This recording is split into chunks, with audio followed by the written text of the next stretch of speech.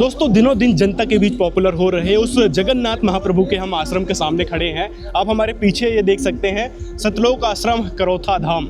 ये आश्रम किस प्रकार से विवादों में ग्रसित रहा और किस प्रकार से उस जगन्नाथ महाप्रभु को बदनाम करने की तरह तरह से कोशिश की गई। कई प्रकार की अफवाहें फैलाई गई उनको बदनाम करने के लिए। ज्ञान है, उनका जो ज्ञान है उसको रोकने की लोगों ने भरसक प्रयास किया, विशेषकर उन स्वार्थी गुरुओं ने जिनका धंधा महाराज जी की बातों को सुनकर आहत हो रहा था। मतलब उनके धंधे में कहीं ना कहीं प्रभाव पड़ रहा था, लोग उनको सुनना पसंद कम करने लगे थे, जिसके कारण महाराज जी का उस जगन्नाथ प्रभु का विरोध दिनों दिन बढ़ते रहा।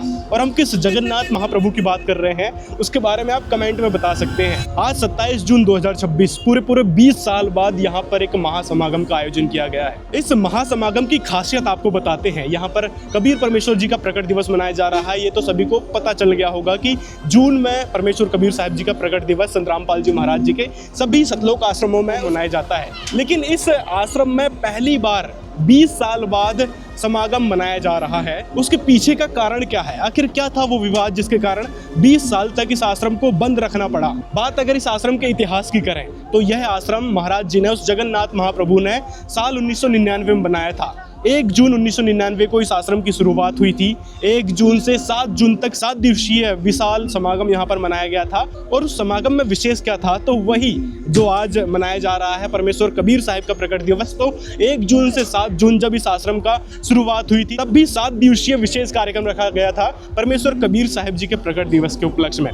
और वहीं 20 साल बाद आज 27 जून 2026 को फिर से विशाल कार्यक्रम रखा गया है परमेश्वर कबीर साहिब जी के प्रकट दिवस के उपलक्ष्य में। अब विवाद कैसे शुरू हुआ? साल 1999 में महाराज जी का ये आश्रम चल पड़ा, लोगों का आना जाना चलने लगा। उसके बाद महाराज जी ने इन तथाकथित गुरुओं के द्वारा दिखाए प्रमाणों पर टीका टिप्पणी करना शुरू की, लोगों के बीच सच्चाई लाना शुरू की कि ये हमारे गुरु आखिर क्या बताया करते थे और हमको किस प्रकार से इन्होंने गुमराह किया हुआ था। जैसे कि यहाँ पर आसपास के क्षेत्र में आर्य समाज का बड़ा ही बोलबाला है और महर्षि दयानंद की सत्यार्थ प्रकाश बहुत ही विख्यात है या फिर कहें कुख्यात है।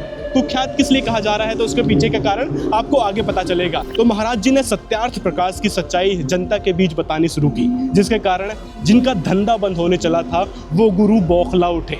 और ठीक 6 साल बाद इस आश्रम के शुभारंभ के ठीक 6 साल बाद इस आश्रम में हमला बोल दिया जाता है बहुत ही भयानक तरीके से। 12 जुलाई साल 2006 को इस आश्रम में हमला बोला गया। उन गुरुओं के बहकावे में आने के कारण महाराज जी के इस आश्रम में बहुत ही जबरदस्त तरीके से तोड़फोड़ की गई। यहाँ तक कि गुरुओं का तो ये भी था कि महाराज जी को खत्म कर दिया जाए बिल्कुल ही जड़ से। इस कदर अफवाहें फैलाई गई इस करौथा आश्रम को लेकर कि लोग महाराज जी से नफरत करने लगे थे। सोचो ऐसी कौन सी बातें होंगी, ऐसी कौन सी अफवाहें होंगी जिसको सुनकर लोग महाराज जी के आश्रम की तरफ देखना भी गवारा नहीं समझते थे।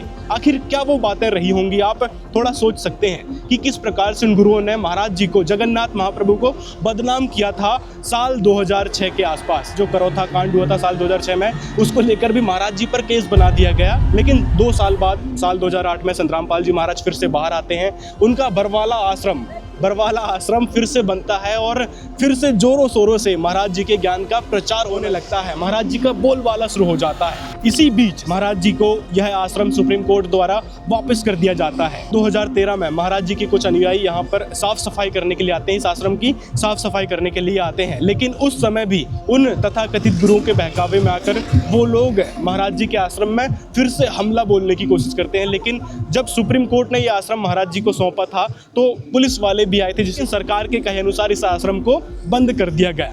ठीक 20 साल यानी आज 27 जून 2026 को यह आश्रम फिर से खोल दिया गया है। अभी कुछ महीने पहले खुल चुका है, लेकिन 27 जून 2026 को एक बड़ा समागम रखा गया है, कबीर परमेश्वर जी का प्रकट दिवस।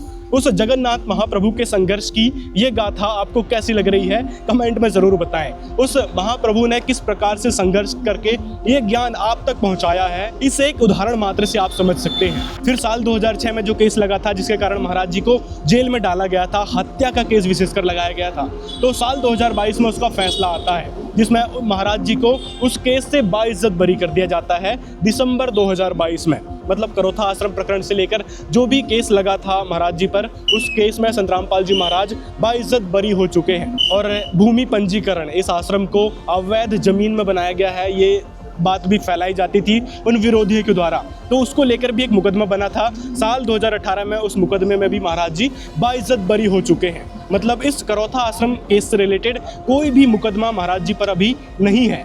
जगन्नाथ महाप्रभु हमेशा समाज सुधार के ऐसे ऐसे अनेकों कार्य कर रहे हैं, जिसके कारण आज उनकी पॉपुलैरिटी किस कदर बढ़ रही है। इस उदाहरण से समझिए, जैसे अभी रिसेंटली पंजाब एंड हरियाणा में इस कदर बाढ़ आई हुई थी, सब झिझक रहे थे मदद करने के लिए, किसान त्राहिमाम में जी रहे थे, चारों तरफ पानी भरा हुआ था और कोई उनकी मदद करने के लिए भी तैयार नहीं था। इस बीच संत रामपाल जी महाराज ने उन किसान गरीब मजदूरों की सुनी और उनको राहत सामग्री दी, बाढ़ राहत सामग्री दी, करोड़ों करोड़ों का सामान दिया, जिसके कारण फिर महाराज जी की सच्चाई वो समझ पाए कि किस कदर साल 2006 में हमारे उन स्वार्थी गुरुओं ने हमको बहकाया था। महाराज जी के बारे में तरह तरह की अफवाहें फैलाई थी, लेकिन अब जब सच उनके सामने आ रहा है, महाराज जी के नेक कार्य उनको देखने को मिल रहे हैं, तो वो अब संत रामपाल जी महाराज से इतना प्यार करने लगे हैं, जिसका जीता जागता उदाहरण आप इन वीडियोस में देख सकते हैं कि लगातार बड़े बड़े किसान नेता, पूरे सरपंच, आसपास के सरपंच, मथुरा उत्तर प्रदेश के सरपंच, पंजाब से लोग आ रहे हैं, दिल्ली से लोग आ रहे हैं महाराज जी को सम्मानित करने।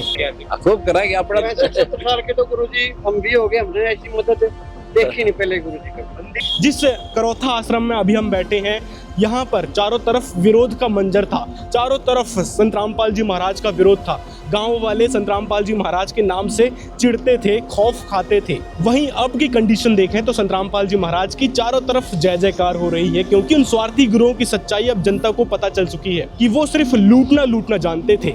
जब मुसीबत आई तो उन्होंने किसी भी प्रकार की मदद नहीं करी, तो इससे ही जनता समझ गई कि भाई ये जितने भी गुरु हैं, चाहे आर्य समाज के हैं, चाहे हिंदू धर्म के कथावाचक वगैरह हैं, मथुरा में इतने सारे कथावाचक थे, सबके सब लुटेरे निकले, लोगों को, जनता को लूटने वाले निकले।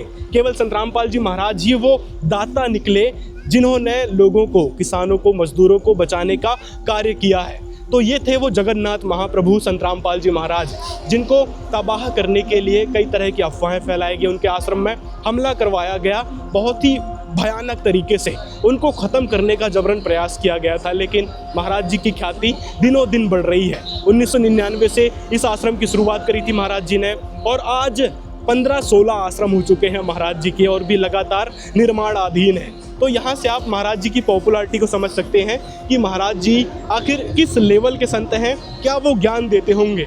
अगर आप दूसरे एंगल से भी देखो, चाहे वोट बैंक इकट्ठा करने के उद्देश्य से देखो कि भाई वोट बैंक इकट्ठा कर रहे हैं जिसके कारण वो पॉपुलर हो रहे हैं, चाहे आप दूसरी बात सामाजिक दृष्टि से देखो तो महाराज जी समाज के लिए कितना अच्छा कार्य कर रहे हैं, वो पब्लिक जान चुकी है और नाच नाच कर अपनी खुशी जाहिर कर रही है। तीसरी बात यदि हम देखें आध्यात्मिक दृष्टि से, तो आज के समय में कोई भी ऐसा गुरु नहीं है जो इस लेवल का ज्ञान बताता हो, इस लेवल के प्रमाण दिखाता हो। संत रामपाल जी महाराज जी वो गुरु हैं जिन्होंने बहुत ही अनोखे ढंग से प्रमाण दिखाए हैं, हमारे शास्त्रों में छुपे हुए गूढ़ रहस्य को जनता के समक्ष उजागर किया है। जो लोग मानते थे परमात्मा निराकार है, संत रामपाल जी महाराज ने पवित्र वेदों से ही दिखा दिया कि परमात्मा साकार है और उसका नाम कबीर है। जो लोग मानते थे कि भाई प्रारब्ध के कर्म नहीं कट सकते, महाराज जी ने प्रमाणित करके दिखा दिया वेदों से ही कि वह परमात्मा, उस परमात्मा की सच्ची इबादत से घोर पाप कट जाते हैं। जिन लोगों को पता नहीं था कि वे ब्रह्मा विष्णु महेश के माता पिता कौन है, तो महाराज जी ने शास्त्रों से डिकोड करके बताया कि उनके माता पिता कौन है, क्या उनकी जन्म मृत्यु भी होती है, क्योंकि जो हमारे गुरु थे वो कहते आ रहे थे कि भाई उनकी जन्म मृत्यु नहीं होती, वो तो अजरो अमर है। लेकिन महाराज जी ने सच्चाई बताई कि भाई वो तो नाशवान है, उनके ऊपर ब्रह्म है, ब्रह्म से ऊपर परब्रह्म है, परब्रह्म से ऊपर परम अक्षर ब्रह्म है। परम अक्षर ब्रह्म अब कौन है? वो है कबीर साहिब। और ये बात संत रामपाल जी महाराज ने, उस महाप्रभु ने प्रमाणित करके बताई है। आज के समय में जगत के उद्धारक एकमात्र संत हैं, वो हैं संत रामपाल जी महाराज। इस एक उदाहरण मात्र से आप समझ सकते हैं कि जब साल 2006 में उनको तबाह करने के लिए, उनको बर्बाद करने के लिए इस आश्रम में हमला बोला गया था और ये सोच लिया गया था कि महाराज जी अब बिल्कुल ख़त्म हो चुके हैं, कभी उठ नहीं सकते। आज महाराज जी के 15-16 आश्रम बन चुके हैं और महाराज जी की ख्याति दिनों दिन बढ़ रही है। आज विश्व में कोई एक ऐसा व्यक्ति नहीं होगा जो महाराज जी को नहीं जानता है। महाराज जी ने समाज के लिए कितने बड़े बड़े कार्य किए, जैसे नशा मुक्त समाज बनाया। आज नशा मुक्ति के लिए हजारों केंद्र खोले हैं, लेकिन कोई दिख नहीं रहा कि भाई उससे भी कुछ होता जाता होगा। दहेज प्रताड़ना के केस लगातार बढ़ते आ रहे हैं, तो दहेज मुक्त मुहिम भी महाराज जी ने शुरू की, जिसके कारण इस दहेज जैसी कुप्रथा का भी खात्मा महाराज जी के इस दिए तत्व ज्ञान से हो रहा है। भ्रष्टाचार, रिश्वतखोरी किस कदर बढ़ रही है, उससे भी छुटकारा महाराज जी ने दिलवाया। महाराज जी के भक्त किसी भी प्रकार से रिश्वत नहीं लेते, ना ही किसी भी प्रकार के भ्रष्टाचार में सहयोग करते हैं और ना ही भ्रष्टाचार करते हैं। महाराज जी ने पाखंडवाद से मुक्ति दिलाई और साथ में जो जात पात लगातार बढ़ रही थी, जात पात के कारण निचले वर्ग के लोगों को दबाया जाता था, वो जात पात भी बिल्कुल खत्म कर दी, छुआछूत को बिल्कुल निषेध कर दिया। तो महाराज जी ने ऐसे ऐसे और भी ढेर सारे समाज हित के लिए नेक कार्य किए हैं। उनका आध्यात्मिक ज्ञान एक अलग ही लेवल का है, दुनिया अब जानने लगी है और आपने इस वीडियो के माध्यम से भी जान लिया। और हमारे और भी वीडियोस देख सकते हैं कि संत रामपाल जी महाराज का ज्ञान अन्य गुरुओं से किस प्रकार से अलग है, वीडियो में आपको देखने को मिल जाएगा। तो अब उस जगन्नाथ महाप्रभु के बारे में आपकी क्या राय है, कमेंट में आप हमें बता सकते हैं। मिलते हैं अगले वीडियो में।